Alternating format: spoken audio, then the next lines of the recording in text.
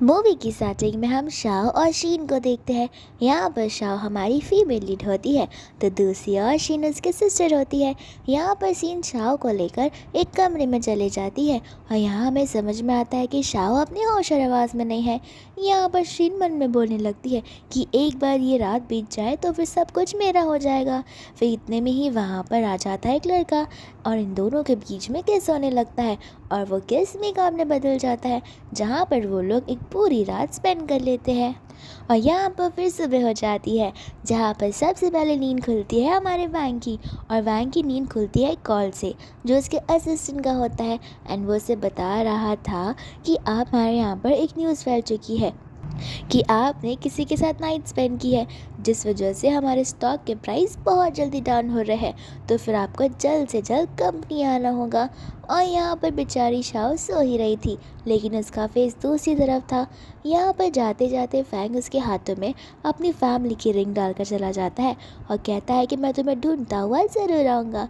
इतने में ही वहाँ पर शीन होती है जो कि फैंग को उस रूम से निकलते हुए देखती है और वो बोलने लगती है कि ये तो कुछ ज़्यादा ही अमीर इंसान है, ये इसके साथ कैसे नाइट स्पेंड कर लिया। उतने में ही शीन अंदर चली जाती है और शाओ के फ़ोटोज़ लेने लगती है और बहुत ईवल लाफ करते हुए वहाँ से चली जाती है।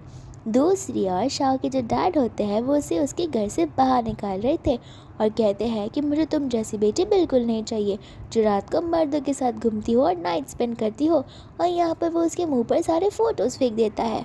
यहाँ पर तो शाओ बोलने लगती है कि मैंने कुछ भी नहीं किया, ये सब शीन की वजह से हुआ है, उसने मेरी ड्रिंक में कुछ मिला दिया था। तो शीन कहने लगती है कि ये तो पॉसिबल ही नहीं है, कल तो मैं घर पर ही थी, तुम तो कहीं बाहर थी। उसके बाद बोलने लगते हैं कि तुम शीन को अपने आप से कंपेयर करो भी मत, शीन बहुत अच्छी लड़की है, वो डिज़ाइन कंपटीशन में फर्स्ट आई है। यहाँ पर फिर वो उसे डिज़ाइंस बताने लगते हैं, जहाँ पर शाओ कहने लगती है कि ये तो सारे मेरे डिज़ाइंस हैं जो तुमने रात को मेरे ड्रिंक में कुछ मिलाकर उसे चोरी कर लिए, फिर तुम्हें पार्टिसिपेट कर लिया जिस वजह से तुम प्राइज़ जीत गई।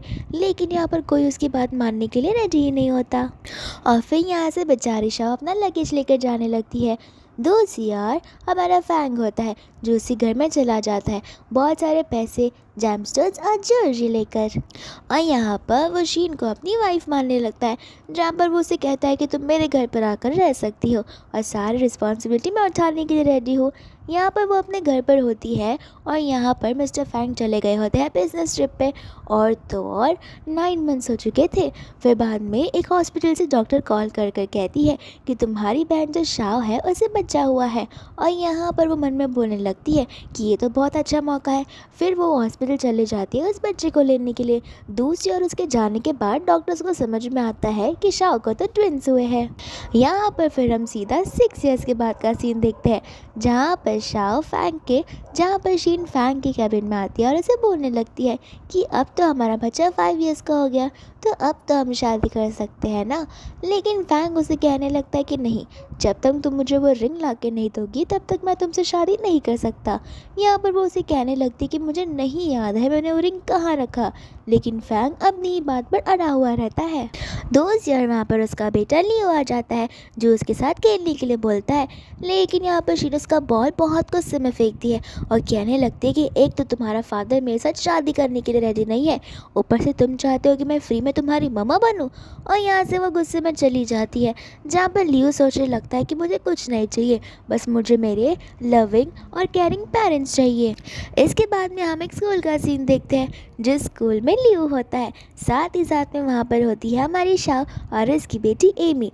शाओ असल में इस स्कूल में एक मेड का काम करती है और यहाँ पर वो अपनी बेटी के साथ बहुत प्यार से बात कर रही थी, जहाँ पर लियो सोचने लगता है कि मेरे पास ऐसी मम्मा क्यों नहीं है, मैं बहुत जेलस हूँ इस लड़की से।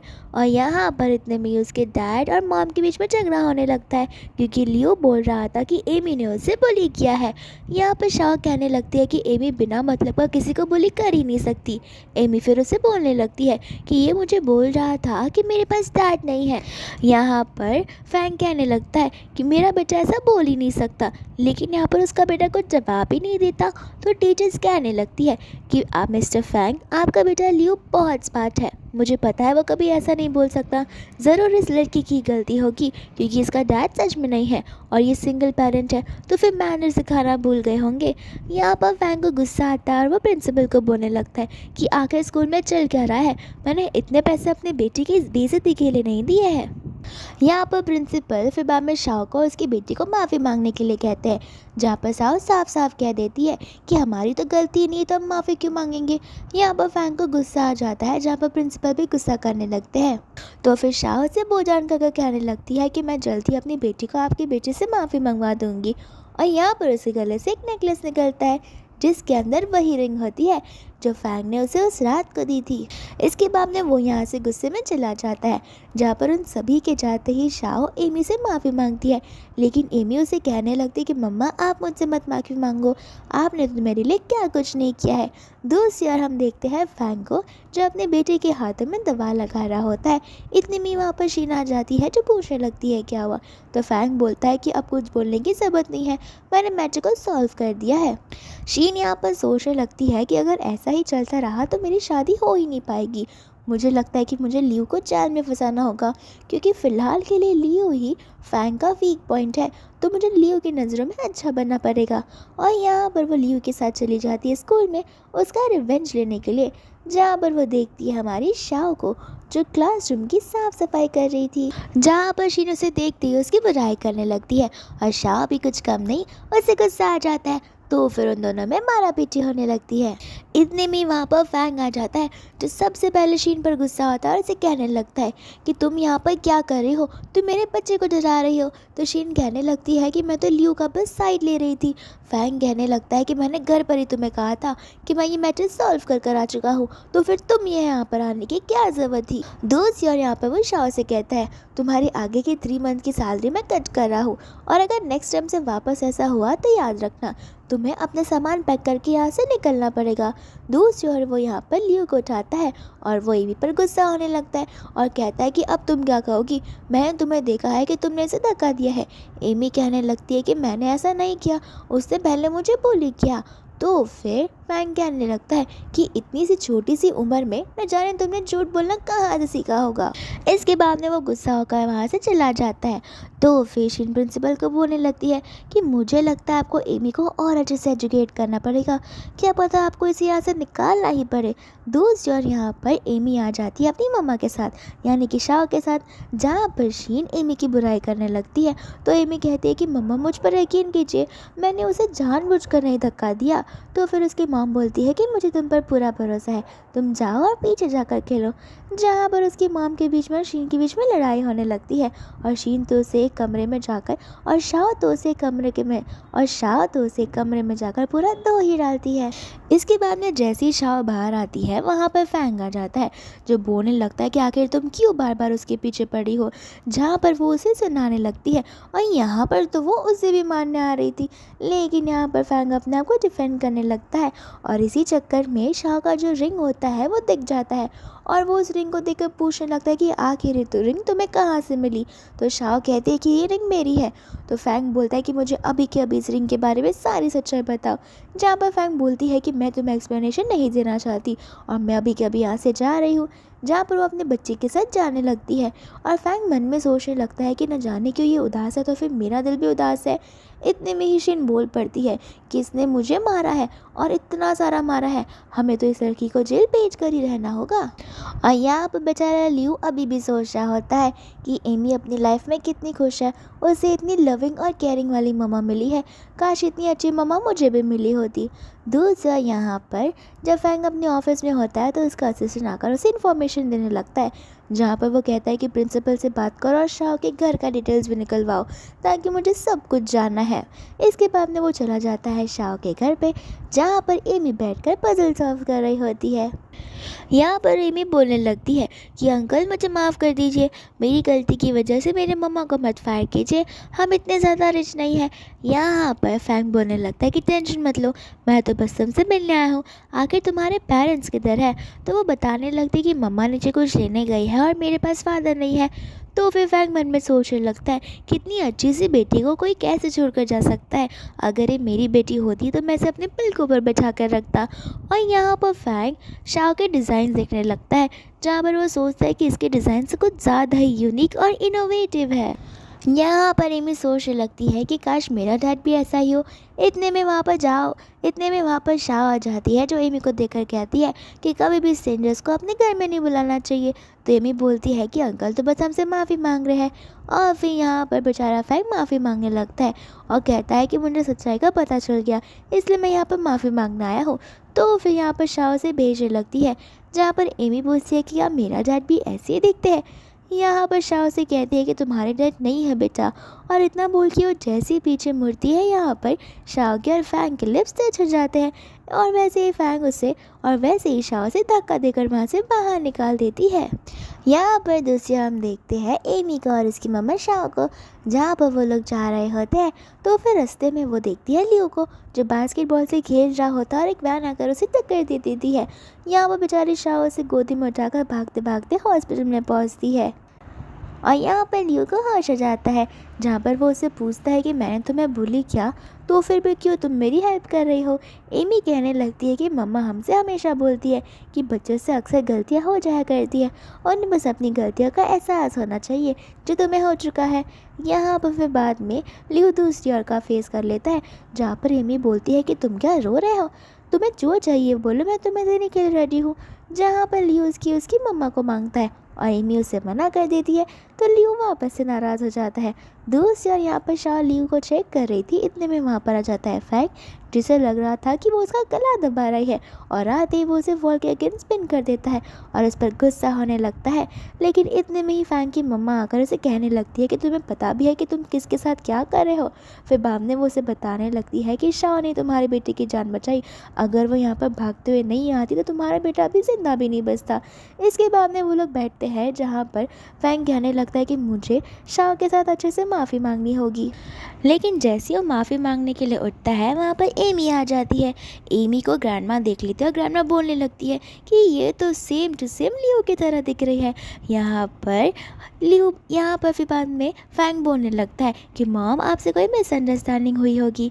यहाँ पर उसकी मॉम जो होती है वो लियो की बचपन की फ़ोटो दिखाती है, जहाँ पर लियो ने स्कर्ट पहना था, और वो उसे कहती है कि देखो ये बिल्कुल एमी जैसी दिखती है, क्या पता एमी तुम्हारी बेटी हो और मेरी ग्रैंड डॉटर, चलो चलो मुझे हक करो। यहाँ पर बाद में शाओ एमी को वहाँ जाने से रोकती है और कहती है कि आंटी आपसे कोई मिसअंडरस्टैंडिंग हुई रहेगी, एमी मेरी बेटी है। लेकिन यहाँ पर ग्रैंडमा यानी कि उसकी मॉम अपनी बातों में ही अड़ जाती है। यहाँ पर फिर बाद में वो आंटी बोलती है कि क्यों ना तुम लोग एक डीएनए टेस्ट करके देखो, उसमें सारी सच्चाई सामने आ जाएगी। लेकिन यहाँ पर वो उसे कहती है कि मुझे पूरा भरोसा है कि ये मेरी ही बेटी है और किसी और की नहीं। यहाँ पर फिर बाद में फैंग बोलने लगता है कि अगर ये मेरी बेटी भी होगी तो उसकी मम्मा इतनी नकचिड़ी नहीं होगी, वो बहुत काइंड हार्टेड होगी। यहाँ पर एमी बोलने लगती है कि मुझे तो ये वाले डैडी चलेंगे, ये बहुत हैंडसम है। और यहाँ पर शाओ उसका मुंह बंद करने के लिए बोलती है। यहाँ पर ग्रैंडमा और ग्रैंड डॉटर ग्रैंडमा और ग्रैंडसन आपस से बात कर रहे होते हैं, जहाँ पर लियो अपनी ग्रैंडमा को कहता है कि ग्रैंडमा क्या मैं अपनी मम्मा को चेंज नहीं कर सकता। ग्रैंडमा बोलने लगती है कि ऐसा नहीं होता, और ये सारी बात शीन सुन रही थी, जहाँ पर लियो बोलने लगता है कि मुझे मेरी रियल मॉम नहीं पसंद। और यहाँ पर शाओ वाली मम्मा को देखो, वो कितनी अच्छी है, वो एमी का कितना अच्छे से ख्याल रखती है, उसके साथ खेलती भी है। यहाँ पर ग्रैंडमा बोलने लगती है कि तुम टेंशन मत लो, वो तुम्हारी रियल मॉम नहीं मगर स्टेप मॉम तो ज़रूर बन सकती है। और यहाँ पर शीन को गुस्सा आने लगता है और गुस्से में वहाँ से चली जाती है। यहाँ पर जब एमी घर में होती है तो फिर वो बचपन की फ़ोटो ढूंढने लगती है। फिर वो बहुत बहुत कोशिश करता है, उसके बाद फाइनली उसे एल्बम मिल जाता है। जहाँ पर शाओ उस एल्बम में देखती है तो वो सोचने लगती है कि मेरी बेटी तो लियो जैसी दिख रही है, जिस तरीके से उस ग्रैंड माँ ने अपनी तस्वीर में दिखाया था। और यहाँ पर वो सोचने पड़ जाती है, लेकिन इतने में ही उस आंटी का उसे कॉल हो जाता है, जो उसे डिनर के लिए बुला रही होती है। यहाँ पर वो उसे कहती है कि मैं थोड़ी सी बिजी हूँ, तो तो फिर वो बोलने लगती है कि मेरे लियो को एमी के साथ फ्रेंडशिप करनी है और खेलना भी है। तो फिर वो उसे हाँ बोल देती है, जहाँ पर वो लोग डिनर के लिए चले जाते हैं और यहाँ पर वो लोग डिनर करना शुरू कर देते हैं, जहाँ पर शीन उन्हें देखकर मन ही मन बहुत गुस्से हो रही थी और बहुत जेलस फील कर रही थी। यहाँ पर फिर ग्रैंडमा उन्हें खाना खाने के लिए बोलती है, जहाँ पर फैंग की और तो और शाओ की हाथ वो फिश की आइस पर जाती है और शाओ फिश का आइस निकाल कर दे देती है एमी को खाने के लिए और कहती है कि एमी को ये बहुत पसंद है। तो फिर फैंग की मम्मा बताने लगती है कि ये तो फैंग को भी पसंद है और हम यहाँ पर देखते हैं कि फैंग और एमी दोनों लेफ्ट हैंड से ही खा रहे थे। तो फिर शाओ के मन में भी डाउट होता है कि क्या पता ये लोग सच में डॉटर और फादर हो तो, लेकिन शाओ बोलती है कि ऐसा तो पॉसिबल ही नहीं है। इसके बाद में यहाँ पर ग्रैंडमा बोलने लगती है कि तुम दोनों की पर्सनालिटीज़ बहुत ज़्यादा सेम है, तो क्यों ना हम डीएनए टेस्ट कर देखें। यहाँ पर फिर बाद में वो कहने लगता है कि डीएनए टेस्ट जल्दी आ जाएंगे, आपको इसकी टेंशन लेने की कोई ज़रूरत नहीं है। और यहाँ पर इनकी सारी बातें शिन सुनकर चली जाती है हॉस्पिटल में और वो उस नर्स के सामने खड़े डीएनए रिपोर्ट्स को देख लेती है और उसे चेक करती है, जहाँ पर पॉजिटिव रिजल्ट होता है कि एमी का रियल डैड फैंग ही है। यहाँ पर उसे यकीन नहीं होता, तो वो बाद में नर्स को बोलती है कि मेरे लिए डिनर रिपोर्ट चेंज करो। यहाँ पर नर्स बोलने लगती है कि मैं ऐसा नहीं कर सकती, ये पॉलिसी के अगेंस्ट है। तो फिर शीम उसे धमकियाँ देने लगती है कि मैं फैंग की वाइफ हूँ, तो इतना तो तुम मेरे लिए कर ही सकती हो, वरना मैं तुम्हें तुम्हारी जॉब से निकाल दूंगी। यहाँ पर नर्स बोलने लगती है कि आप मुझे मेरी जॉब से निकाल लगी, लेकिन मिस्टर फैंग मुझे इस दुनिया से ही निकाल देंगे, इसलिए मैं ऐसा नहीं कर सकती। और यहाँ पर वह नर्स उस चीज़ को डिलीवरी के लिए डाल देती है, जहाँ पर शीन सोचने लगती है कि आखिर वो क्या करे उसका भांडा फूटने से बचे। इसके बाद वो दोनों बच्चे खेलने के लिए चले जाते हैं। दूसरी ओर वो आंटी शाह को बोलने लगती है कि तुम्हें देखती मैं समझ गई थी कि तुम ही मेरी घर की बहू बनने वाली हो। यहाँ पर फिर बाद में फैंग बोलता है कि मॉम ये चीज़ बोलने के लिए थोड़ा तो रुक जा, अभी तक रिजल्ट्स नहीं आए हैं। उसकी मॉम कहती कि रिजल्ट्स का क्या है, वो तो पॉजिटिव ही आएंगे। यहाँ पर दूसरी ओर हम एमी को और लियो को खेलते हुए देखते हैं, जहाँ पर वो लोग हाइड एंड सीक खेल रहे थे। यहाँ पर एमी छुपी हुई थी, इतने में वहाँ पर शीन आ जाती है, जो जानबूझकर लियो को धक्का दे देती है और लियो बहुत ज़ोर से चिल्लाता है, जिस वजह से सभी लोग यहाँ पर आ जाता है। और शीन तो ऐसा नाटक कर रही थी कि जैसे उसे कुछ पता ही ना हो। और यहाँ पर फैंग को बहुत गुस्सा आ जाता है और गुस्से में आकर वो एमी पर बहुत ज़ोर से चिल्ला देता है, जहाँ पे एमी को पता होता है कि उसने ऐसा कुछ नहीं किया, लेकिन वो इस चीज़ को प्रूव नहीं कर पा रही थी। यहाँ पर फिर बाद में वो अपने गार्ड्स को बुलाता है और उसे जल्द से जल्द हॉस्पिटल ले जाने के लिए बोलता है। यहाँ पर एमी अपनी मम्मा को बोलती कि मम्मा मुझ पर भरोसा करो, मैंने ऐसा नहीं किया है। तो फिर शाह बोलने लगते कि तुम टेंशन मत लो, मुझे तुम पर पूरा भरोसा है। दूसरी ओर फैंग एमी पर और शाह पर बहुत ज़ोर ज़ोर से चिल्लाया जा रहा था। यहाँ पर शीन बोलने लगती कि अगर मेरे लियो को कुछ हो गया और वो मर गया तो मैं ज़िंदा नहीं रह पाऊँगी। यहाँ पर फैंग गुस्से में आकर शीन को ऐसी बातें बोलने के लिए मना करता है, मरने वाली चीज़ को लेके, और उस पर गुस्सा होने लगता है। जहाँ पर शीन कहने लगती है कि मुझे तो लगता है कि जानबूझकर ये सारी चीज़ें कर रही है। इतने में ही असिस्टेंट डीएनए रिजल्ट्स लेकर आ जाता है, तो शीन कहने लगती है कि ओह तभी मैं समझी तुमने मेरे बेटे को धक्का क्यों दिया, ताकि तुम इसके साथ शादी कर लो और सारी प्रॉपर्टीज तुम हड़प लो। यहाँ पर फैंग को इतना गुस्सा आता है कि वो उसके मुंह के सामने डीएनए रिजल्ट्स लेता है और एनवेलप के अंदर ही फाड़ के उसके मुंह पर फेंक देता है और देखता तक नहीं है रिजल्ट्स। और ठीक ऐसा ही होता है जैसा शीन ने प्लान किया होता है। दूसरा शीन मन ही मन मुस्कुराए जा रही थी क्योंकि उसका प्लान सक्सेसफुल हो जाता है और यहाँ पर से उन्हें घर से बाहर भगा दिया जाता है। जहाँ पर रिमी उनसे माफ़ी मांगने लगती है तो शाह से कहते हैं कि तुम्हें माफ़ी मांगने की कोई ज़रूरत नहीं है, मुझे तुम पर पूरा भरोसा है, गलती तो मेरी थी जो मैं तुम्हें यहाँ पर लेकर आ गई। इसके बाद में वो लोग वहाँ से चले जाते हैं और दूसरा लियो की आँखें खुल जाती है, जहाँ पर लियो एमी को ढूंढने लगता है। तो फिर वो आंटी कहने लगती है कि उन्हें हमने घर पर भेज दिया, हमें पता है एमी ने तुम्हारा स्पेशल टेडी बेयर चुराया था और तुम्हें सीढ़ियों से गिरा दिया था। यहाँ पर लियो बोलने लगता है कि नहीं, हम तो हाइड एंड सीक खेल रहे थे और वो टेडी बेयर तो मैंने एमी को दिया था, और जब मैं सीढ़ियों से गिरा था तभी तो एमी नीचे थी, तो वो ऊपर थी ही नहीं, तो वो मुझे धक्का कैसे दे सकती है। यहाँ पर फिर डैड पूछने लगता है कि आखिर तुम नीचे कैसे गिरे। फिर उसे साफ साफ याद होता है कि उसके पीछे उसकी मम्मा शीन खड़ी हुई थी, लेकिन वो उन्हें कुछ नहीं बताता और मन में बोलने लगता है कि मम्मा मुझे कभी धक्का नहीं दे सकती, हो सकता है वो गलती से उन्हें धक्का लग गया हो तो उन्होंने मुझे धक्का दे दिया हो। बेचारे बच्चे को पता ही नहीं कि जानबूझकर शीन ने ऐसा किया होता है। फिर यहाँ पर दूसरी और वो आंटी शीन पर चिल्लाने लगती है और कहती है कि तुमने तो कहा कि एमी ने धक्का दिया। शीन बोलने लगती कि एमी वहीं खड़ी थी तो मुझे लगा एमी ने ही दिया होगा, इसलिए मैंने एमी का नाम ले लिया। तो आंटी कहने लगती है कि जानबूझकर हमने किसी और के ऊपर गुस्सा निकाल दिया है, सिर्फ तुम्हारी गलती की वजह से। फिर यहाँ पर फैंग को वो बात याद आने लगती है जहाँ पर बार बार वो कहा करती है कि मेरी बेटी कभी भी झूठ नहीं बोल सकती। और यहाँ पर वो अपने असिस्टेंट को कॉल कर बोलता है कि ज़रा पता लगा रहा है एमी और शाह आखिर कहाँ पर गए। इसके बाद में हम नेक्स्ट डे के सीन पे आ जाते हैं जहाँ पर फैंग अपने ऑफिस में था और उसका असिस्टेंट आकर बताने लगता है कि मैडम और इनकी बेटी तो यहाँ पर है ही नहीं, अब हम उन्हें कहाँ पर ढूंढेंगे। और यहाँ पर वो उन्हें कहने लगता है कि कहीं से भी ढूंढ कर लाओ, लेकिन ढूंढ कर लाओ और यहाँ पर ही तो मैं तुम्हें रिवॉर्ड दूंगा। दूसरी ओर यहाँ पर असिस्टेंट बताता है कि हमने जॉब ऑफ़र की थी मिसेस शाह को, लेकिन यहाँ पर उन्होंने हमारा ऑफ़र ठुकरा दिया और कहा कि वो गू फैमिली के साथ कभी भी कांटेक्ट नहीं करेगी।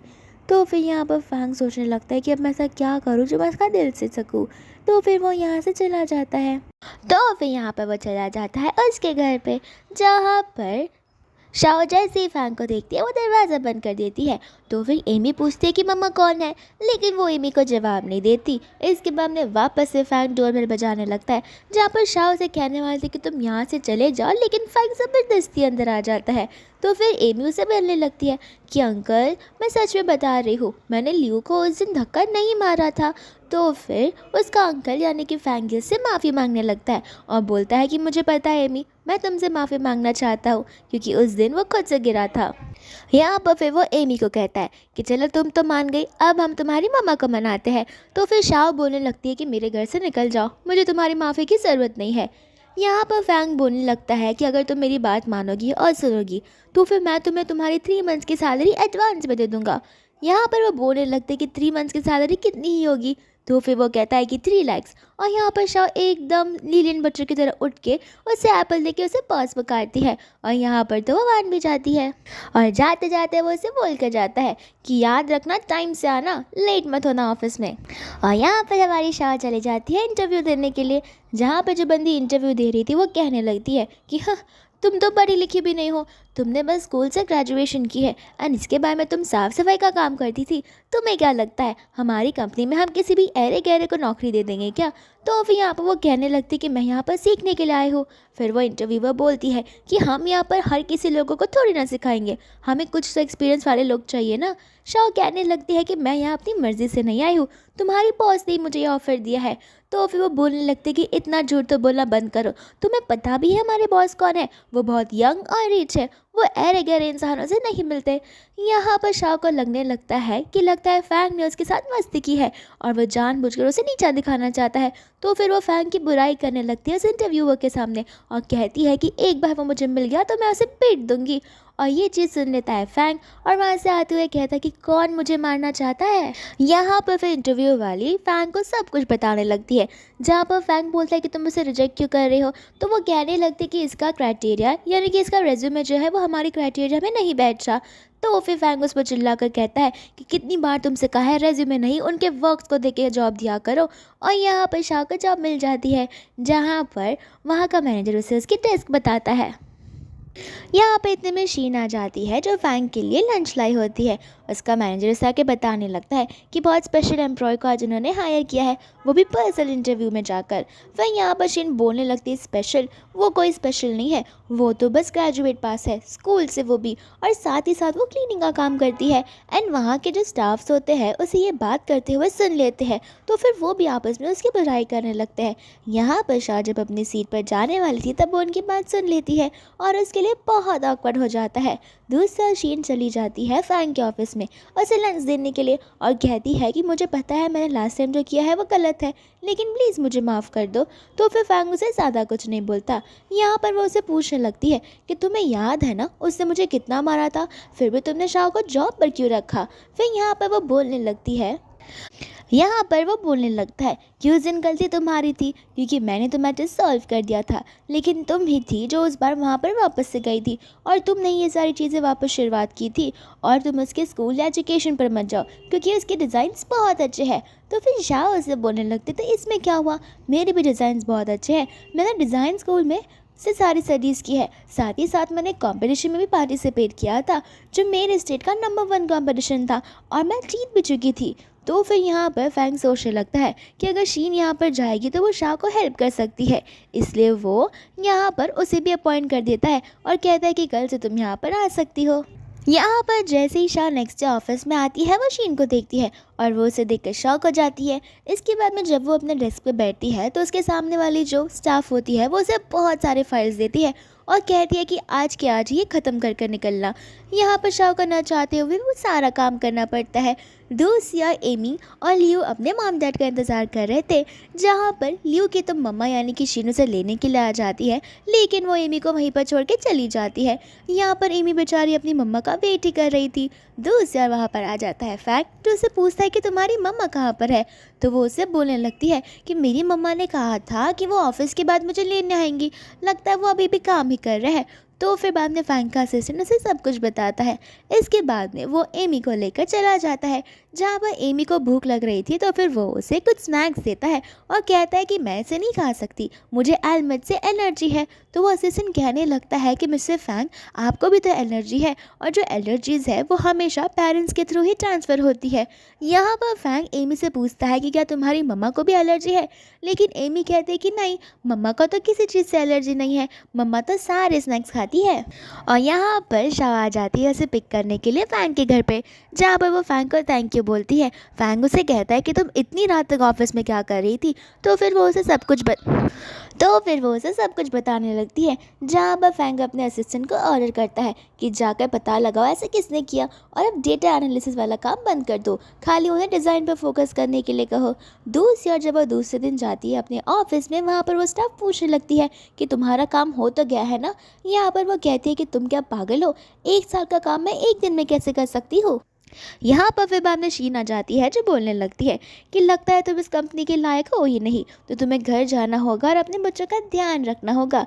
इतने में मैनेजर आता है तो शीन मैनेजर से कंप्लेन करती है, लेकिन मैनेजर उसे बोल देता है कि हम ऐसा नहीं कर सकते क्योंकि मिस्टर फैंग ने ही वो रूल्स हटा दिए हैं डेटा एनालिसिस वाले। और यहाँ पर शीन मन में सोचने लगती है कि मैं कोई और तरीका ढूंढ निकालूंगी इसे इस कंपनी से निकालने का। यहाँ पर मैनेजर अनाउंस करता है कि एक वेस्ट साइड करके कंपनी है जिसके सामने वो लोग डिज़ाइन प्रोजेक्ट करने वाले हैं, तो जिसका भी डिज़ाइन बेस्ट होगा वो पास हो जाएगा।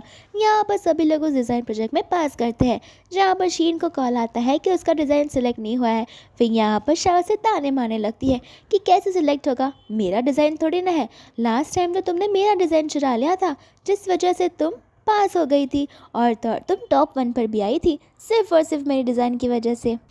इसके बाद में हम एमी को देखते हैं जो इसी कंपनी में होती है और फैंग से पूछता है कि तुम क्या कर रही हो। एमी बोलती है कि स्कूल जल्दी छूट गया तो मैं मामा का वेट कर रही हूँ। यहाँ पर उसका असिस्टेंट एमी को जाकर ऊपर छोड़ाता है, जहाँ पर एमी देख रही थी कि शीन कुछ तो कर रही है और यहाँ पर शीन चाय के अंदर ड्रग्स मिला रही होती है। इतने में वहाँ पर आ जाती है शाह, जो एमी के साथ उसे अंदर बैठने के लिए बोलती है। तो फिर शीन शाह को कहती है कि जाओ और मैनेजर को देकर आ जाओ। यहाँ पर जैसे ही शाह मैनेजर को वो ड्रिंक देती है, वो मन में सोचने लगता है कि लगता है ये वेस्ट साइड के प्रोजेक्ट के लिए मुझे मैनिपुलेट करना चाहती है। फिर जैसे ही शाह जाती है वो उसका हाथ पकड़ कर बोलने लगता है कि अब कहाँ जा रही हो, एक तो तुमने मेरी चाय में ड्रग्स मिलाया और तुम खुद ही यहाँ से जा रही हो। वह यहाँ पर वो उसके साथ ज़बरदस्ती करने लगता है। दूसरा बेचारी एवी सोच रही होती है कि मम्मा अभी तक आई क्यों नहीं, और यहाँ पर लियो आ जाता है जो कहता है कि मैं तुम्हारी हेल्प करूँगा। और वो लोग उस मैनेजर के कैबिन में पहुँच जाते हैं, जहाँ पर बेचारी बेहोश पड़ी थी, और वहाँ पर फैंग भी आ जाता है। यहाँ पर फिर उसे गोदी में उठा लेता है और उसे लेकर फटाक से बाहर चला जाता है, जहाँ पर शीन को बहुत गुस्सा आ जाता है। लियो उसे सब कुछ बताता है तो उसकी मम्मा उस पर ही चिल्ला के जाती है, जहाँ पे बेचारा बच्चा लियो सोचने लगता है कि मैं कुछ भी कर लूँ मम्मा हमेशा मुझे डांटती है। दूसरा यहाँ पर फैंग और उसका असिस्टेंट आपस में बात कर रहे थे, जहाँ पे उसका असिस्टेंट उसे वो रिंग के बारे में बता रहा था। यहाँ पर फैंग बोलने लगता है कि ये पॉसिबल ही नहीं है, लियो तो शीन का ही बेटा है, क्योंकि हमने डीएनए टेस्ट करवा कर भी देखा है, तो ये तो हो ही नहीं सकता। यहाँ पर बाद में शीन उनकी बातें सुन लेती है और उसे वो रिंग वाली बात याद आने लगती है और उसे याद आता है कि वो रिंग तो शाओ के गले में था। तो अगर मैं उस रिंग को ले लूँ फिर तो फैंग को भरोसा हो जाएगा कि उस रात मैं ही वहीं पर थी, फिर वो मेरे साथ शादी कर लेगा। इसके बाद में फैंग और उसका असिस्टेंट वहाँ से चले जाते हैं। यहाँ पर असिस्टेंट फैंग से बोलता है कि क्यों ना हम जाकर खुद उनसे पूछ ले। फिर वो लोग चले जाते हैं। दूसरा यहाँ पर शाओ की आंखें खुल जाती है, जहाँ पर वो लियू को बोलती है कि तुम ही हो वो जिसने मुझे बचाया है, मेरी मदद करने के लिए बहुत बहुत शुक्रिया। और यहाँ पे लियू को बहुत अच्छा लगता है क्योंकि वो उसे प्रेज़ कर रही थी और उसे अप्रिशिएट कर रही थी, ना कि अपनी मम्मा शीन की तरह उसे डांट रही थी। यहाँ पर फिर बाद में वो लोग आपस में बात करने लगते हैं, जहाँ पर शाओ लियू के हाथों में एक बर्थ मार्क देखती है और वो सेम बर्थ मार्क होता है शाओ के हाथों में भी। और वो सोचने लगती है कि क्या पता अगर लियू सचमुच मेरा बेटा निकला तो। यहाँ पर थोड़ी देर में आ जाता है फैंग, जो उसे पूछने लगता है कि मुझे रिंग के बारे में जानना है, लेकिन शाओ उसे रिंग के बारे में बनाते से मना कर देती है और कहती है कि मैं तुम्हें 10 बार या 100 बार भी सेम चीज़ नहीं बोल सकती। मैंने कहा ना ये रिंग मेरी है तो ये रिंग मेरी है। यहाँ पर वो उसे बोलने लगता है कि कुछ तो स्टोरी होगी ना ये रिंग के पीछे की। यहाँ पर एमी बोलती है कि ये रिंग हमारे पापा रख कर गए हैं। तो फिर फैंग बोलने लगता है लेकिन तुम तो सिंगल पेरेंट हो ना। यहाँ पे शाओ बोलती है कि सिंगल पेरेंट मतलब मैं अकेली इसकी देखभाल करती हूँ, तुम्हें क्या लगता है इसका फायदा नहीं होगा, ये अपने आप इसी दुनिया में कैसे आ सकती है। यहाँ पर फिर बाद में लियो इस रिंग को देखकर कहने लगता है कि डैडी ये तो हमारे फैमिली रिंग की तरह दिख रही है। और यहाँ पर शाओ को शक जाने लगता है कि क्या पता 6 साल पहले जो इंसिडेंट हुआ था उस इंसिडेंट में उस रात उस होटल में और कोई नहीं बल्कि मैं सिर्फ फैंग ही हो। यहाँ पर फिर फैंग बोलता है कि देखा अब तुमने सुन लिया, अब तो तुम मुझे सच्चाई बता ही सकती हो। यहाँ पर जैसे ही वो कुछ बोलती इतने में वहाँ पर आकर शीन कहने लगती है कि ये रिंग शाओ ने मुझसे चुराई है। यहाँ पर शाओ से बोलने लगती है कि तुम्हारे पास क्या प्रूफ है कि ये तुम्हारी रिंग है। तो फिर शीन कहती है कि मैं बता सकती हूँ, तुम मेरा मुंह मत खुलवाओ, अगर मैं तुम्हारे पास के बारे में बताने लगी तो फिर तुम यहाँ पर रो दोगी। यहाँ पर फैंग को कुछ समझ नहीं आता तो शीन बताने लगती है कि ये मेरी सिस्टर है। फैंग उसे पूछता है कि तुमने मुझे पहले क्यों नहीं बताया। तो शीन कहने लगती है कि इसकी काम ही ऐसे है कि मेरे डैड ने इसकी फैमिली के साथ में, यानी कि मेरे डैड ने इसे हमारी फैमिली से हमेशा के लिए निकाल दिया था और हमेशा हमेशा के लिए रिश्ता तोड़ दिया था, क्योंकि ये हर रात किसी ना किसी लड़के के साथ बाहर घूमती थी और नाइट स्पेंड किया करती थी और बस पैसे खर्च किया करती थी। यहाँ पर वो शाह को कुछ बोलने ही नहीं देती। फिर बाद में शाह कहने लगती है कि ये रिंग मेरी ही है, ये रिंग मेरी ही है, लेकिन यहाँ पर शीन उसकी बातों का यकीन नहीं कर रही थी। दूसरी और फैंग उसे बोलता है कि ठीक है ये रिंग मुझे दो, मुझे बस एक चीज़ चेक करनी है। यहाँ पर फैंग के हाथों में जो रिंग होती है और शाह के गले में जो रिंग होती है, फैंग उन दोनों रिंग्स को एक साथ अटैच कर देता है और वो अटैच भी हो जाती है। फिर फैंग को गुस्सा आने लगता है और वो बोलता है कि अब बताओ ये रिंग कहाँ से आई। जहाँ पर शीन कहती है कि इसे जब घर से निकाल दिया था तो ये बार बार घर पर आया करती थी पैसे मांगने के लिए, तो मुझे लगता है शायद उसे तभी चोरी किया होगा। यहाँ पर फैंग को गुस्सा आ जाता है, जो उसे कहने लगता है कि अभी के अभी अपना मुंह खोल दो, वरना तुम्हारी बेटी बिना डैड के तो थी ही, अब बिना मॉम के भी हो जाएगी। यहाँ पर शाहबाद में कहने लगती है कि मुझे इतना कुछ भी नहीं याद है, ये सारी चीज़ें 6 साल पहले हुई थी जब शीन ने मेरे ड्रिंक में कुछ मिला दिया था, जिस वजह से मैं होश और आवाज़ में नहीं थी और मैंने एक लड़के के साथ नाइट स्पेंड की थी, उसी ने मुझे ये दिया था। यहाँ पर वो होटल का नाम कंफर्म कर लेता है, लेकिन क्या क्या हुआ था वो शाह को याद नहीं था और फैंग उससे वही सवाल पूछता है। दूसरी ओर शीन उसे बोलने लगती है कि इसे कैसे याद होगा, मैंने खुद इसे अपनी आंखों से देखा है, ये किसी एक मोटे से अगले इंसान के साथ मेकआउट कर रही थी। और यहाँ पर शीन हंसने लगती है तो फैंग को लगने लगता है कि मोटा तो मैं तभी था नहीं, तो लगता है कि किसी और के साथ इसने मेकआउट किया होगा। इतने में ही वहाँ पर असिस्टेंट आ जाता है जो इस मैनेजर को लेकर आया होता है। यहाँ पर फैंग मैनेजर से बोलता है कि ध्यान रखना ये सारी की सारी सच्चाई बोले, अगर इसने एक भी चीज़ झूठ बोला तो एक एक करके इससे सारे कपड़े निकाल देना। यहाँ पर मैनेजर बहुत गिड़गिड़ाते हुए कहने लगता है कि मैंने कुछ भी नहीं किया, मेरा भरोसा रखो, मुझे शाओ ने ही सेड्यूस करने की कोशिश की है, मैं कह रहा हूँ ना मेरी कॉफ़ी में उसने कुछ मिला दिया था। यहाँ पर शाओ कहते कि मुझ पर यकीन करो मैंने कुछ भी नहीं किया है।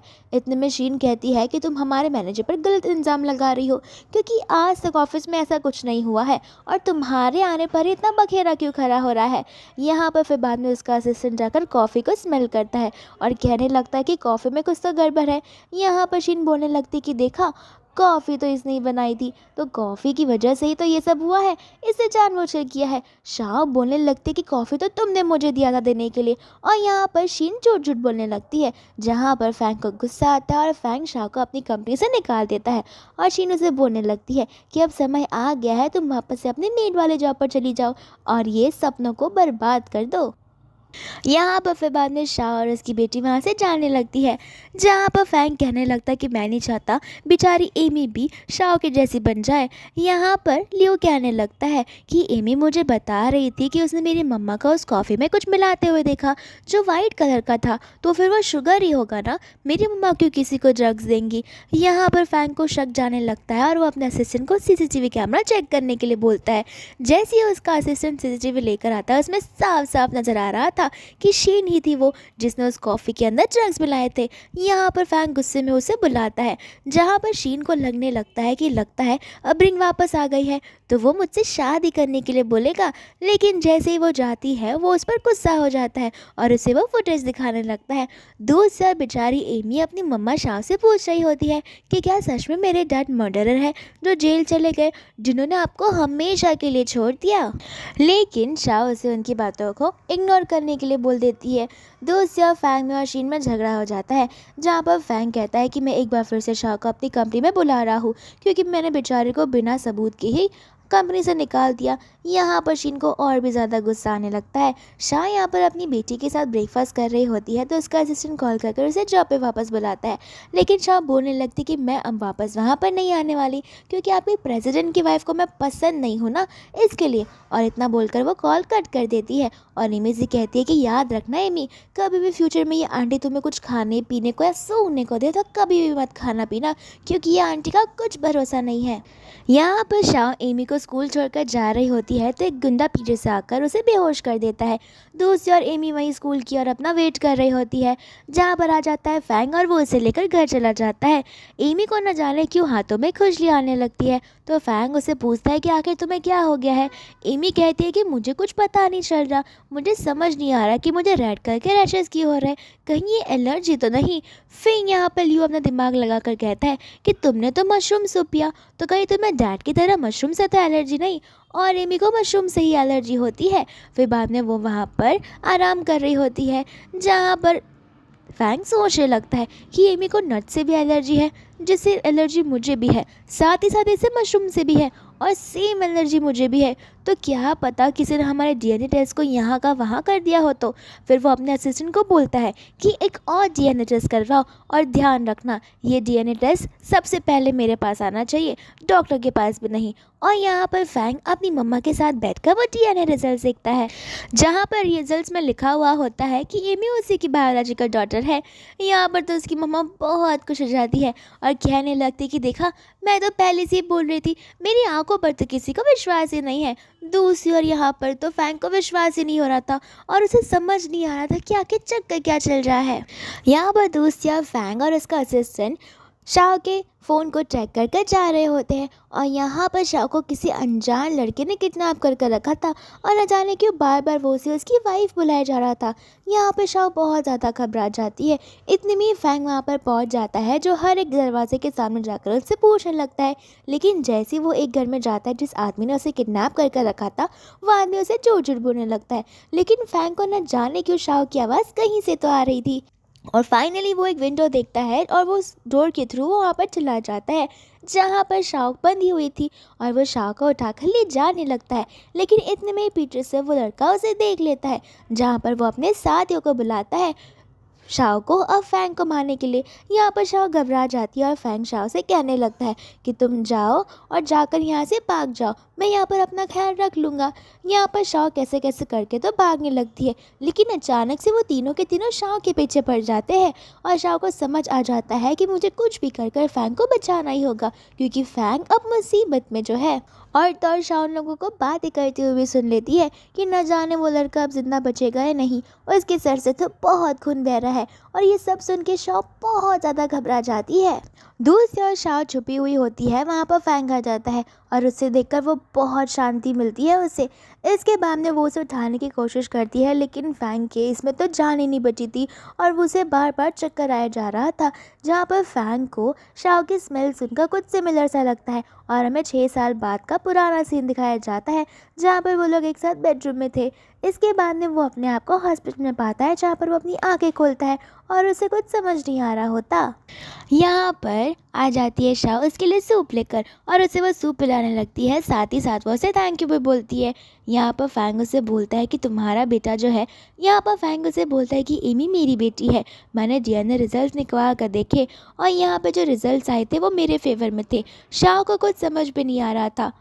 इतने में असिस्टेंट आ जाता है जो सारे के सारे गुंडों को लेकर आता है, वो 2 गुंडे जिन्होंने शाओ को किडनैप किया था। यहाँ पर वो लोग उससे पूछ रहे तो गुंडे कहने लगते हैं कि हमारे कोई पर्सनल ग्रजेस नहीं थे, लेकिन हमें इन पैसों के लिए काम दिए गए थे, लेकिन हमें इन काम के लिए पैसे दिए गए थे और ये सारी चीज़ें एक मैसेज के थ्रू हुई थी, तो हमें उस इंसान की शक्ल, आवाज़ या लड़का या लड़की ये भी नहीं पता।